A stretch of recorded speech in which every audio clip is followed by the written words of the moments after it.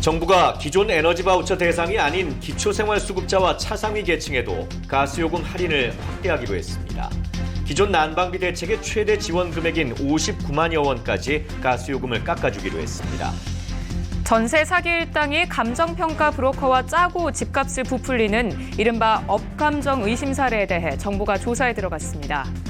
국토교통부는 최근 의심 사례 11건을 적발하고 감정평가사와 사기 조직이 결탁한 공모인지 여부 등을 확인하고 있습니다. 쌍방울 김성태 전 회장이 북한에 800만 달러를 보낸 시기에 경기도가 당시 이재명 지사 명의로 북한에 방북 초청을 요청하는 문서 초안을 작성한 것으로 알려졌습니다. 검찰은 대북 송금 의혹과의 연관성을 조사하고 있습니다.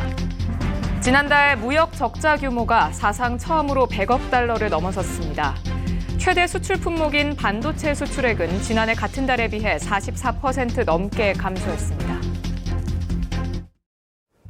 이문희 뉴스입니다.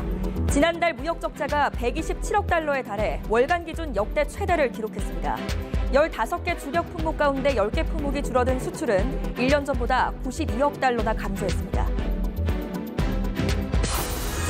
반도체 자체 업체인 SK하이닉스가 지난해 4분기 10년 만에 처음으로 적자를 냈습니다.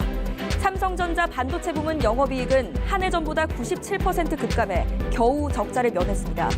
경기 침체 여파로 반도체 수요가 줄어든 게 영향을 미친 것으로 분석됐습니다. 국민의힘은 민주당 이재명 대표 방북용 자금의 대북 송금 의혹을 두고 대북 사업에 검은 실체가 담긴 범죄실록이 드러났다며 맹비난했습니다. 민주당은 난방비 문제 등 민생을 강조하며 정부 여당과 각을 세우는 동시에 김건희 여사 특검 카드를 꺼내들고 압박했습니다.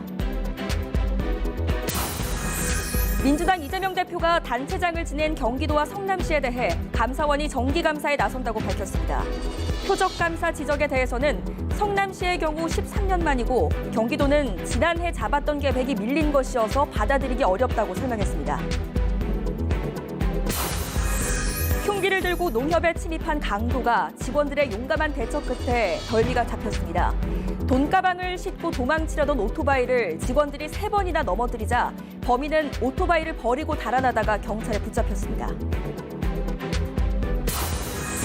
유엔 군축회의에서 우리나라와 미국, 일본이 이례적인 공동 대응으로 북한의 핵 폐기를 촉구했습니다. 북한은 자위 수단인 핵을 먼저 포기하는 일은 없을 것이라고 맞섰습니다.